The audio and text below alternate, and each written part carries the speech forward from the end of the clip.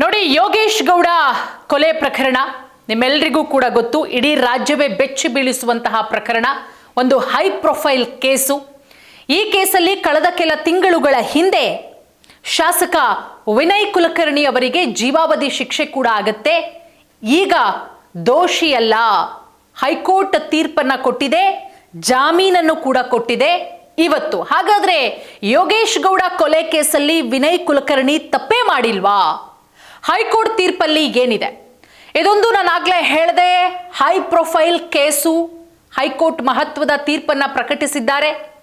ಜೀವಾವಧಿ ಶಿಕ್ಷೆಗೆ ತಡೆ ನೀಡಿ ವಿನಯ್ ಕುಲಕರ್ಣಿಗೆ ಮಧ್ಯಂತರ ಜಾಮೀನನ್ನ ಕರುಣಿಸಿದೆ. ಜೊತೆಗೆ ಕೊಲೆ ಕೇಸಲ್ಲಿ ವಿನಯ್ ಕುಲಕರ್ಣಿ ಹಾಗಾದ್ರೆ ದೋಷಿನೇ ಅಲ್ವಾ?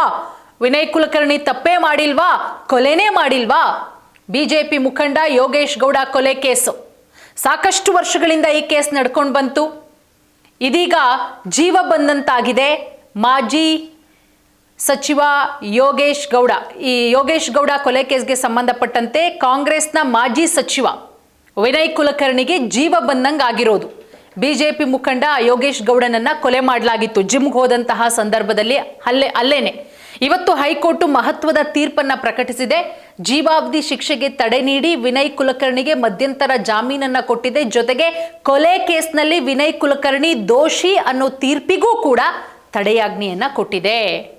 ಬಿಗ್ ರಿಲೀಫ್ ಅಂತ ಹೇಳ್ಬಹುದು. ಶಾಸಕ ಸ್ಥಾನಕ್ಕೆ ಮತ್ತೊಮ್ಮೆ ಮರುಜೀವ. ಶಿಕ್ಷೆಯನ್ನ ಅಮಾನಿತನಲ್ಲಿಟ್ಟು ಹೈಕೋರ್ಟ್ ಜಾಮೀನನ್ನ ಮಂಜೂರು ಮಾಡಿರೋದು. ವಿನಯ್ ಕುಲಕರ್ಣಿ ತಮಗೆ ವಿಧಿಸಿದ್ದಂತಹ ಶಿಕ್ಷೆಗೆ ತಡೆ ಕೋರಿ ಹೈಕೋರ್ಟ್ಗೆ ಮೇಲ್ಮನವಿಯನ್ನ ಕೂಡ ಸಲ್ಲಿಕೆ ಮಾಡಿದ್ರು. ಧಾರವಾಡದ ಹೈ ಪ್ರೊಫೈಲ್ ಮರ್ಡರ್ ಕೇಸ್ ಮಾಜಿ ಸಚಿವ ಕಾಂಗ್ರೆಸ್ ಶಾಸಕ ವಿನಯ್ ಕುಲಕರ್ಣಿಗೆ ಇವತ್ತು ಶುಕ್ರವಾರ ಬಿಗ್ ರಿಲೀಫ್ ಅಂತ ಹೇಳಬಹುದು.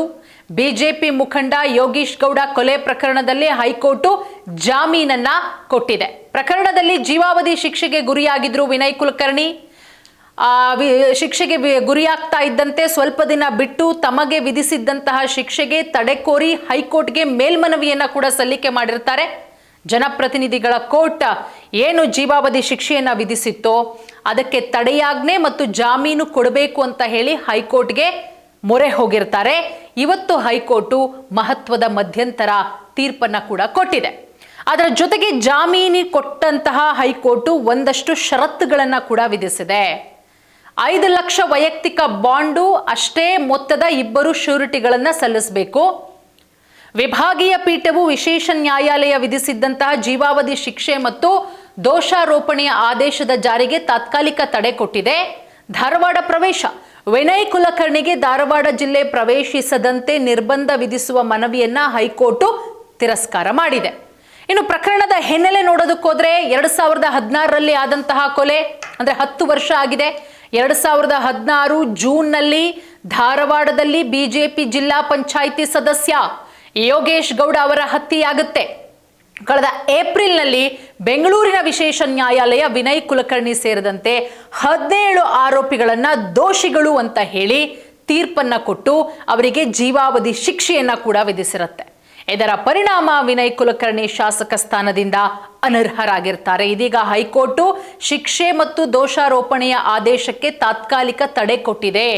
ಜಾಮೀನು ಮಂಜೂರು ಮಾಡಿರುವುದರಿಂದ ವಿನಯ್ ಕುಲಕರ್ಣಿ ಅವರ ಕ್ರಿಮಿನಲ್ ಮೇಲ್ಮನವಿ ವಿಚಾರಣೆ ಪೂರ್ಣಗೊಳ್ಳುವವರೆಗೂ ಕೂಡ ಮಧ್ಯಂತರ ಕಾನೂನು ಪರಿಹಾರ ದೊರಕಿದೆ ಅಂತ ಹೇಳ್ಬಹುದು. ಹಾಗಾದ್ರೆ ವಿನಯ್ ಕುಲಕರ್ಣಿ ದೋಷಿನೇ ಅಲ್ವಾ? ಯೋಗೇಶ್ ಗೌಡ ಕೊಲೆ ಪ್ರಕರಣದಲ್ಲಿ ಅರ್ಜಿ ವಿಚಾರಣೆ ನಡೆಸಿದಂತ ಜನಪ್ರತಿನಿಧಿಗಳ ನ್ಯಾಯಾಲಯ ವಿನಯ್ ಕುಲಕರ್ಣಿಯನ್ನ ದೋಷಿ ಅಂತ ಉಲ್ಲೇಖ ಮಾಡೇ ಜೀವಾವಧಿ ಶಿಕ್ಷೆ ಕೊಟ್ಟಿದ್ದು. ಈ ಆದೇಶ ಪ್ರಶ್ನಿಸಿ ಮೇಲ್ಮನವಿ ಸಲ್ಲಿಸಿದಂತಹ ವಿನಯ್ ಕುಲಕರ್ಣಿಗೆ ದೊಡ್ಡ ಜಯ ಸಿಕ್ಕಿದೆ. ವಿನಯ್ ಕುಲಕರ್ಣಿ ದೋಷಿ ಅನ್ನೋ ತೀರ್ಪಿಗೂ ಹೈಕೋರ್ಟ್ ತಡೆ ಕೊಟ್ಟಿದೆ. ಹಾಗಾಗಿ ಮಾಜಿ ಸಚಿವರಿಗೆ ಜಾಮೀನು ಮಂಜೂರಾಗಿರೋದು, ಅದರ ಜೊತೆಗೆ 10 ಆರೋಪಿಗಳಿಗೂ ಕೂಡ ಬೇಲ್ ಸಿಕ್ಕಿದೆ. ವಿನಯ್ ಕುಲಕರ್ಣಿ ಸೇರಿದಂತೆ 10 ಆರೋಪಿಗಳಿಗೂ ಕೂಡ ಹೈಕೋರ್ಟ್ ಜಾಮೀನು ಮಂಜೂರು ಮಾಡಿದೆ. ಚನ್ನಕೇಶವ ಟಿಂಕರಿಕರ್ಗೂ ಕೂಡ ಜಾಮೀನು ದೊರಕಿದೆ. ಸೊ ನೋಡೋಣ, ಈ ಜಾಮೀನನ್ನ ಪ್ರಶ್ನಿಸಿ ಯೋಗೇಶ್ ಗೌಡ ಕಡೆಯವರು ಯಾವ ರೀತಿ ಫೈಟ್ ಮಾಡ್ತಾರೆ ಕೋರ್ಟಲ್ಲಿ ಅನ್ನೋದನ್ನ ಮುಂದಿನ ದಿನಗಳಲ್ಲಿ ಕಾದು ನೋಡಬೇಕು.